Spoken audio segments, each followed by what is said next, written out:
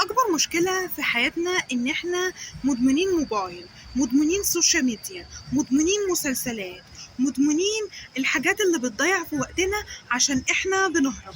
جيل مش فاشل، بس جيل بيحب بيهرب من المشاكل، بيهرب لما يكون في ضغط.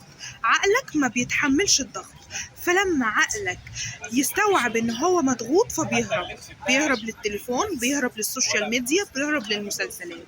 لذلك اشتغل على نفسك وما تستسلمش. اللحظة اللي بتتعب فيها النهاردة بكرة هتحكي عن قصتك، هتحكي عن نجاحك، هتحكي عن كفاحك.